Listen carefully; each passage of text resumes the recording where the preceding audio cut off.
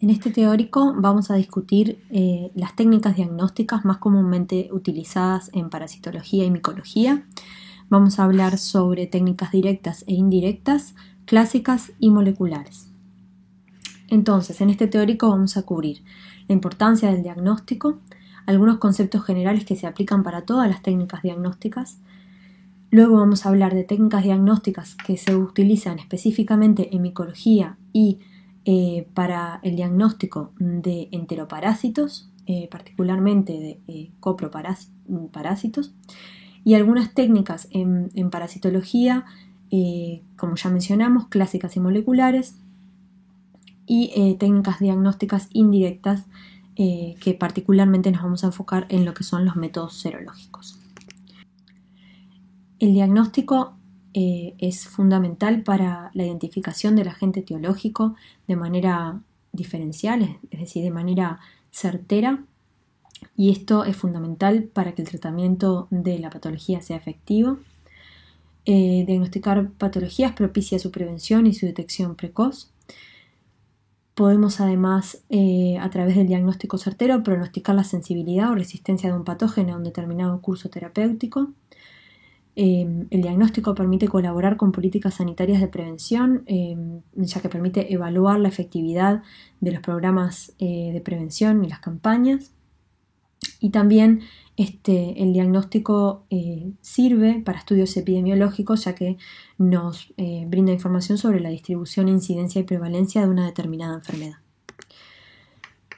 Cualquier técnica diagnóstica, es decir, todas las técnicas diagnósticas que vamos a discutir, constan de tres fases. Una fase que se denomina fase preanalítica, que consta de la obtención de la muestra que se va a evaluar, el almacenamiento de la misma, el transporte hacia el lugar a donde se va a realizar la técnica diagnóstica, la recepción de la muestra, y obviamente todo esto está enmarcado en una solicitud de procesamiento con una determinada técnica diagnóstica.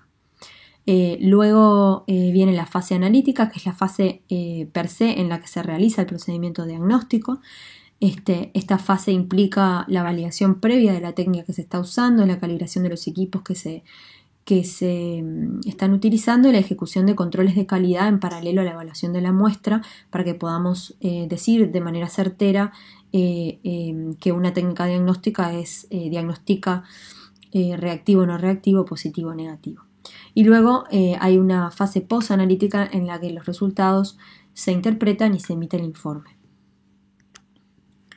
Existen dos tipos de diagnósticos que una técnica puede ofrecer.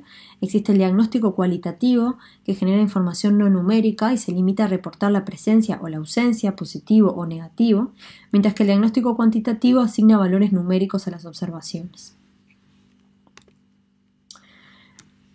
Cada técnica tiene una sensibilidad y una especificidad características. La sensibilidad se refiere a el nivel mínimo de detección posible que permite la técnica, es decir, es un medidor de la capacidad de la técnica o de la prueba diagnóstica para detectar la enfermedad en individuos que efectivamente están enfermos. Mientras que la especificidad se refiere al poder de resolución que tiene la técnica, es decir, que también distingue un agente de otro similar o un individuo sano de uno que efectivamente está enfermo. Entonces, este parámetro indica la capacidad del estimador para detectar como casos negativos los que realmente son negativos, es decir, individuos sanos que realmente están sanos.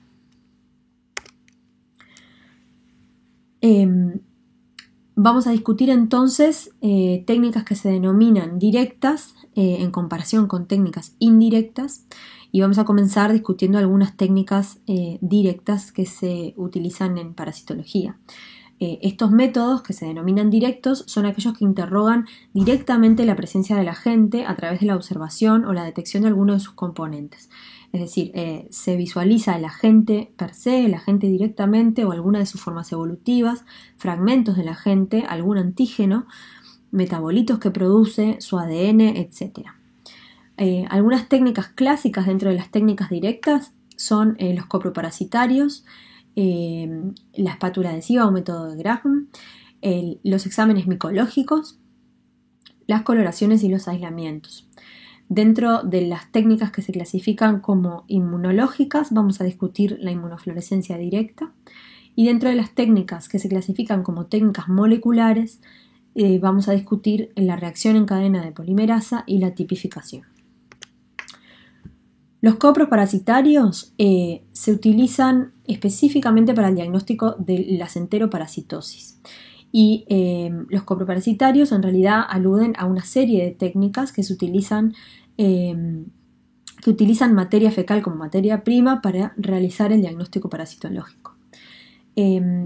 Como ya mencionamos, esta es la herramienta más usada para diagnosticar las parasitosis del aparato digestivo, es decir, las enteroparasitosis, y permite la detección de una variedad de formas evolutivas de los patógenos que las causan. Podemos observar trofozoitos, quistes, huevos, larvas y las formas adultas. Y es un método cualitativo, es decir, reactivo, no reactivo, positivo, negativo. Todos los exámenes coproparasitarios constan de una observación macroscópica, de un examen microscópico directo con la materia fecal resuspendida en suelo fisiológico, al que puede agregársele un método de coloración para la detección de algunos agentes específicos si es necesario, y además un método de concentración que permite el enriquecimiento del número de parásitos en el volumen de heces que se está analizando.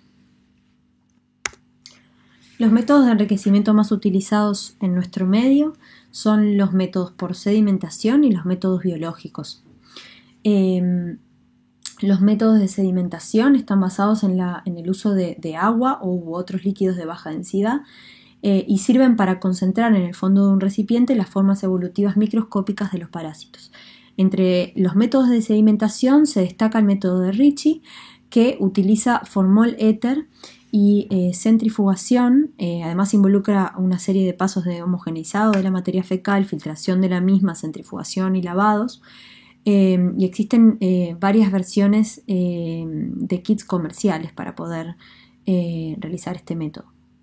Por otro lado, los métodos biológicos se basan fundamentalmente en el conocimiento del ciclo de vida del parásito, y uno de los métodos destacables es el método de Birman, que se basa en concentración por migración y se usa específicamente para el diagnóstico de estrongiloidiasis. Las larvas de estrongiloides son termofílicas y hidrofílicas naturalmente, y durante la realización de este método migran al agua tibia, que luego pueden recuperarse por centrifugación para su observación en el microscopio. El método de Graham particularmente se utiliza para el diagnóstico de oxuriosis y enterobiosis y consta de la observación microscópica de material recogido de la zona perianal que se obtiene por aplicación de una superficie adhesiva.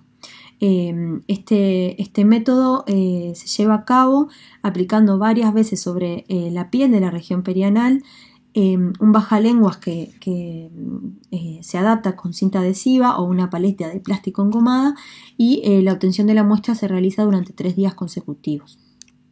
Es importante destacar que un examen coproparasitario se considera negativo si no se observan enteroparásitos en 3 muestras obtenidas en días alternos, ya que la detección es posible en aproximadamente 60% de las muestras cuando son obtenidas una única vez, digamos, ya que los parásitos naturalmente por sus ciclos de vida alternan periodos negativos de eliminación. Entonces, no detectarlo en una muestra no implica que sea negativo. Decimos solamente que son negativos si en 3 muestras obtenidas en días alternos no los detectamos. Los estudios micológicos, por su parte, se realizan según la clínica de la epidemiología sobre una variedad de muestras biológicas, dentro de las cuales se destacan esputo, frotis por aposición de una lesión de piel o mucosas y el lavado bronquialveolar, entre otros. Tienen un componente directo, de observación directa, que puede o no involucrar una técnica de coloración, y el cultivo celular para el aislamiento del agente. Las técnicas de cultivo celular no están limitadas a los exámenes micológicos. si bien los exámenes micológicos siempre implican un componente de cultivo celular, en realidad son exámenes que permiten el enriquecimiento directo de una variedad de agentes a partir de su inoculación en un medio de cultivo o en un sustrato que favorezca su crecimiento específico. En esta lista están citados algunos medios de cultivo específicos que se utilizan para el crecimiento o el cultivo de agentes particulares. Como pueden notar, no todos son hongos. Aparece, por ejemplo, el medio de Litt que se utiliza para crecer tripanosomas, el NNN para protozoarios hemoflagelados, etc. Es importante destacar que dentro de lo que nos permiten hacer los cultivos celulares, manipulando las condiciones de cultivo, por ejemplo agregando algún fármaco, también se puede identificar a priori si el agente presenta resistencia a este fármaco. Bien, todos los exámenes directos pueden realizarse tanto a través de un examen en fresco, observando directamente la muestra como viene, o agregando una técnica de coloración si fuese necesario. Entonces, en los exámenes en fresco, el material se coloca sobre un portaobjetos montado sobre algún medio líquido que reblandezca el material y facilite el contraste, y esto va a depender un poco de la muestra, pero podemos utilizar solución salina, glicerina tamponada, etcétera, o no, y se observa directamente en el microscopio óptico de contraste o de campo oscuro para visualizar el patógeno. Por otro lado, también se pueden utilizar coloraciones específicas. Existen coloraciones vitales, que se denominan vitales porque son coloraciones no tóxicas que generalmente son coloraciones monocromáticas, es decir, de un color único, y estas coloraciones son particularmente de utilidad para la detección de parásitos protozoarios. La más utilizada es la eosina al 2%. Luego existen las coloraciones que se conocen como coloraciones panópticas, que permiten evidenciar un mayor número de elementos, ya que presentan una variedad de tonos, y las más comúnmente utilizadas son las coloraciones de IMSA y de May-Grunwald. Por otro lado, existen coloraciones estructurales, se denominan como estructurales, ya que detectan una estructura específica, un componente estructural particular del patógeno. Dentro de las que podemos destacar está la tinción de Gomori, que marca específicamente la pared de los hongos, de algunos hongos. Esta técnica de hecho no se usa muy frecuentemente porque es bastante costosa, pero bueno, es una opción para marcar específicamente la pared de los hongos. Otra que podemos mencionar es la tinta china, que como se ve en esta imagen a la derecha, se excluye de la cápsula que rodea a Cryptococcus y permite su visualización por microscopía. El aislamiento de agentes tiene más aplicaciones en investigación que en diagnóstico, ya que la logística, la implementación del aislamiento del agente a veces es un poco complicada. El aislamiento implica la inoculación de una muestra biológica en la que se encuentra el patógeno en animales de experimentación, generalmente en ratones, y pueden utilizarse cepas de ratón inmunosuprimidos para permitir la proliferación del patógeno.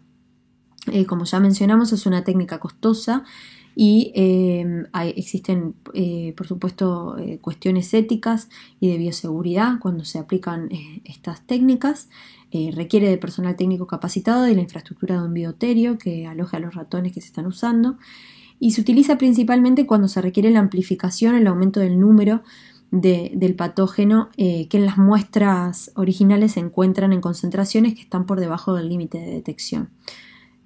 Algunos ejemplos en los que se utiliza aislamiento de las cepas para su caracterización es en el aislamiento de Toxoplasma gondii a partir de líquido amniótico, o el aislamiento de cepas de Trypanosoma cruzi a partir de senos diagnósticos. Bien, en cuanto a las técnicas inmunológicas directas, vamos a discutir la inmunofluorescencia directa. La técnica de inmunofluorescencia directa se basa en el reconocimiento específico de antígenos de un parásito por parte de un anticuerpo fusionado en fluoróforo y su observación en un microscopio de fluorescencia. Como se muestra en este esquema, en una muestra en la que esté presente el parásito expresando sus antígenos característicos, si tenemos un anticuerpo que reconozca específicamente estos antígenos fusionados a un fluoróforo, se va a unir a estos antígenos y luego vamos a poder observarlo por microscopía de fluorescencia.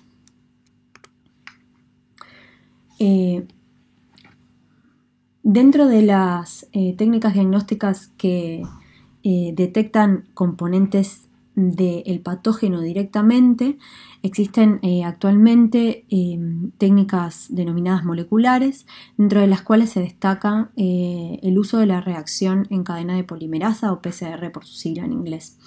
Esta técnica detecta específicamente ácidos nucleicos de un patógeno de interés.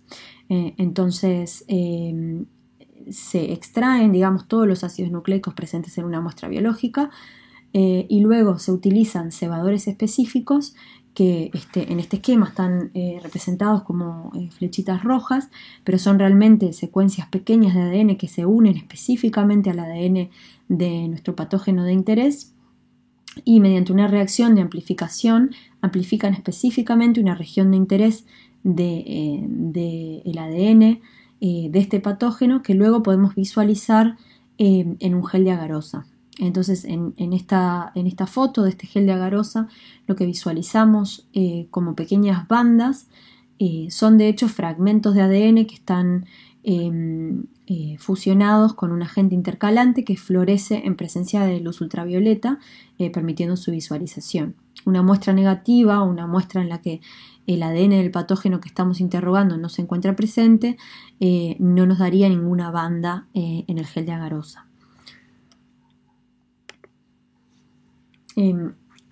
Algo importante que permite las técnicas moleculares es también la detección de genes asociados a resistencia a fármacos o de mutaciones asociadas a resistencia a fármacos. Otra manera en la que podemos caracterizar a los patógenos es a través de la tipificación, que es básicamente una técnica derivada de la que discutimos anteriormente, del PCR, y se basa en la detección de pequeños cambios en la secuencia de los ácidos nucleicos de un patógeno, y esto permite no solo la identificación del patógeno a nivel de especie, sino más específicamente la distinción a nivel de cepa. Esta tipificación puede realizarse por amplificación directa por PCR de un fragmento de ADN de tamaño variable en diferentes cepas, es decir, mirando el tamaño de la región que se amplifica, uno puede distinguir una cepa de otra, utilizando por supuesto un gen cuyo largo varíe entre cepas, o pueden también detectarse pequeños cambios en las secuencias de ADN utilizando luego del PCR una endonucleasa que corte el ADN de manera secuencia específica y que detecte entonces pequeños cambios en la secuencia. Esta técnica se conoce como RFLP o más utilizado actualmente en realidad por su facilidad en la implementación es la secuenciación del ADN, la secuenciación de un gen de interés, en el que se pueden detectar pequeños cambios en la secuencia de ácidos nucleicos y así diferenciar una cepa de otra.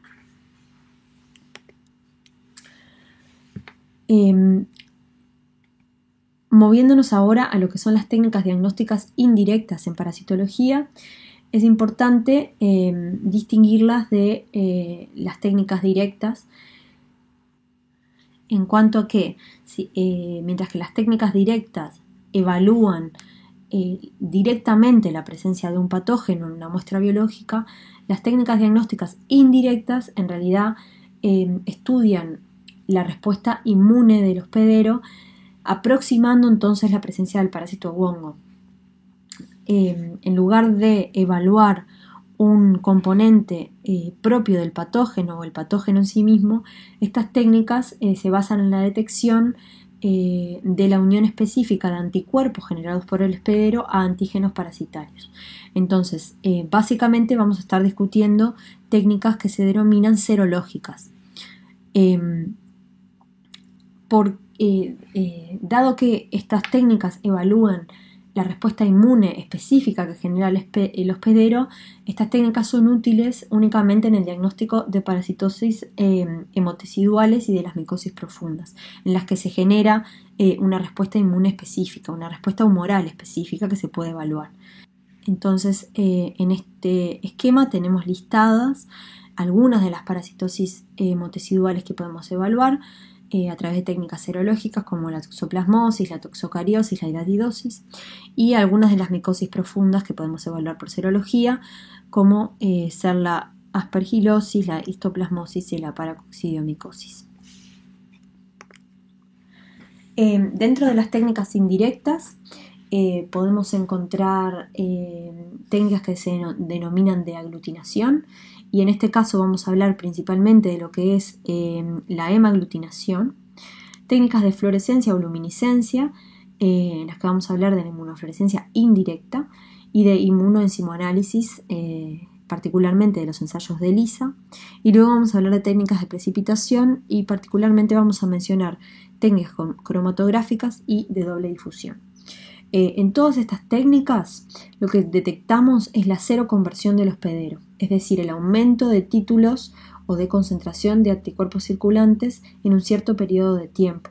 Entonces es importante que estas técnicas diagnósticas las apliquemos en un periodo de tiempo compatible con la seroconversión.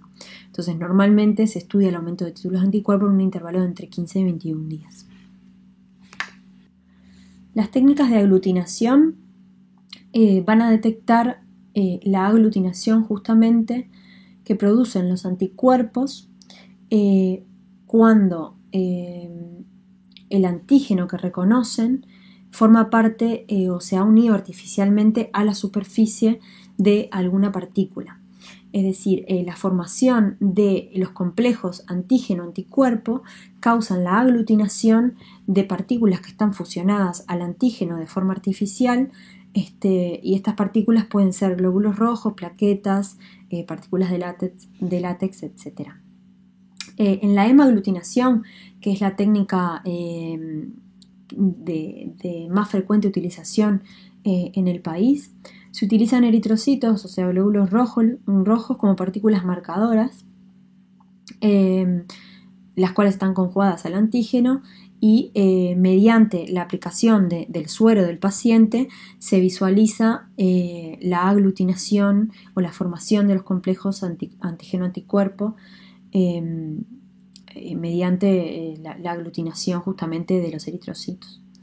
Esta técnica es ampliamente utilizada, ya que tiene igual sensibilidad y especificidad que los ensayos de ELISA, que vamos a discutir un poco más adelante. Es de bajo costo, es una técnica rápida y de interpretación visual simple, lo que la hace una técnica ampliamente utilizada. Vemos sobre la derecha, en el borde inferior de esta diapo, cómo se visualizan los resultados. Sobre la segunda fila de esta placa de 96 se ve el patrón que se observa cuando la hemaglutinación indirecta arroja un resultado negativo, ¿sí? Ese punto que se visualiza es el patrón de sedimentación natural de los eritrocitos, y esas muestras se clasifican como muestras no reactivas, mientras que una muestra reactiva o positiva genera como una especie de manto que ocupa más del 50% del pocillo. La inmunofluorescencia indirecta, por su parte, se basa en el reconocimiento específico de antígenos en un parásito por parte de anticuerpos circulantes del paciente. En este caso, en lugar de utilizar un anticuerpo fusionado directamente para reconocer el antígeno, vamos a tener el antígeno fijado y vamos a utilizar el suero del paciente para reconocer ese antígeno, y luego vamos a usar un anticuerpo secundario fusionado a un fluoróforo para que reconozca el anticuerpo primario, que es el anticuerpo del paciente. Entonces, una reacción positiva se detecta por observación en un microscopio de fluorescencia. Los ensayos de ELISA, que también son ensayos ampliamente utilizados, sobre todo como método de screening, detecta la unión de anticuerpos circulantes del paciente a antígenos que se encuentran fijados en el pocillo de una placa y utilizan, al igual que la inmunofluorescencia indirecta, un anticuerpo secundario que reconoce la región conservada del anticuerpo del paciente y a su vez este anticuerpo secundario está fusionado a una enzima que se conoce como peroxidasa que cataliza una reacción colorimétrica o una reacción fluorescente cuando se le agrega su sustrato.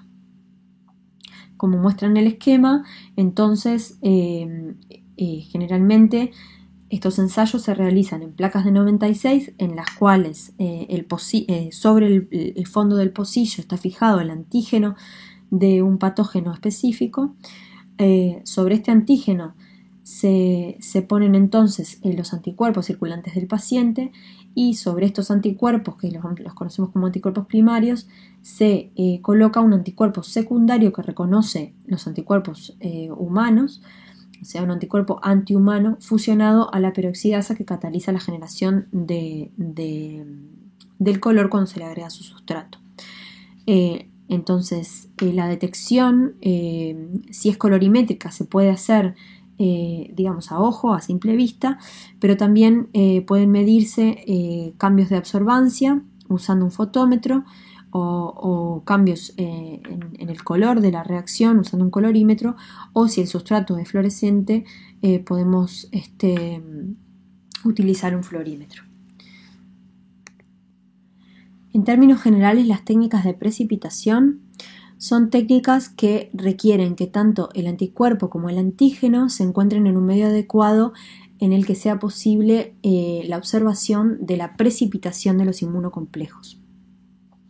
En este caso vamos a discutir dos metodologías. Por un lado vamos a hablar sobre métodos cromatográficos y en particular vamos a discutir el RK39 que se utiliza para el diagnóstico de la leishmaniasis visceral y en la próxima diapo vamos a discutir la técnica de doble difusión. Entonces, particularmente los métodos cromatográficos en términos generales consisten en la separación física de los componentes presentes en una mezcla compleja como puede ser el suero de un paciente y en este caso, para el diagnóstico se basan en la retención selectiva de uno de los componentes de esta mezcla por su interacción con un compuesto previamente presente en la tira cromatográfica.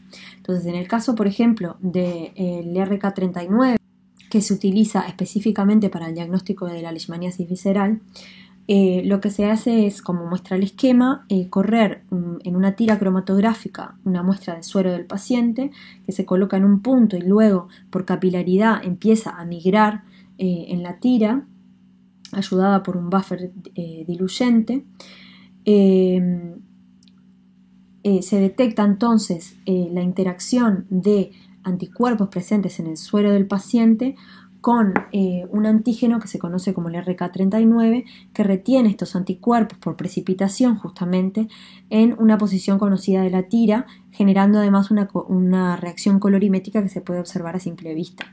En el ejemplo esquematizado lo que se visualiza es una banda que tiene que aparecer como control, digamos, de la técnica, sí, que va a aparecer tanto en muestras positivas como negativas, ya que es un control de calidad de la técnica, y luego solo si aparece una segunda banda, una segunda línea de precipitación, vamos a decir que ese ensayo es positivo. Si no aparece, obviamente, la banda que corresponde al control, vamos a decir que este ensayo es inválido. Sobre la derecha se muestra una imagen real del ensayo de RK39 que usamos en nuestro medio, que además de informar sobre reactivo, no reactivo, positivo o negativo, informa sobre la presencia de anticuerpos IgG o IgM. A eso se refieren la G y la M que se visualizan en la tira. Como se ve en este caso, Este RK39 corresponde a un diagnóstico negativo, ya que no aparecen bandas de precipitación ni que correspondan a IgG ni que correspondan a IgM, pero el ensayo parece haber funcionado bien, ya que la banda control se visualiza. Bien, por otro lado vamos a discutir la doble difusión. Esta técnica se basa en la detección nuevamente de la precipitación del complejo antígeno-anticuerpo, pero en este caso se colocan una gota de la muestra del paciente que contiene los anticuerpos y una gota de antígeno a cierta distancia, y lo que se evalúa es la precipitación del complejo antígeno-anticuerpo en la zona en que se encuentran los frentes de difusión de estas dos muestras. Como se visualiza en el esquema que se muestra y en la foto real, una muestra positiva muestra un frente de precipitación equidistante entre el lugar a donde se puso el antígeno y el lugar a donde se puso el anticuerpo o la muestra del paciente. Generalmente lo ideal es combinar técnicas diagnósticas. Puede pedirse la combinación de ELISA con hemoaglutinación y inmunofluorescencia indirecta, o una combinación de estas técnicas para mayor certeza. Para cualquiera de estas técnicas que utilizan suero, utilizan la detección de anticuerpos para el diagnóstico, las muestras se solicitan con un ayuno de 6 horas, y lo que hay que proveer es extracción de sangre venosa en un tubo seco. Es importante siempre recordar en el boleto de pedido para todas las técnicas diagnósticas incluir los datos patronímicos del paciente, los datos clínicos del paciente y los datos epidemiológicos. Y obviamente el diagnóstico final se alcanza por una combinación de pilares diagnósticos que incluyen los criterios clínicos, el nexo epidemiológico, los criterios imagenológicos en los casos que corresponda y los resultados de las pruebas diagnósticas.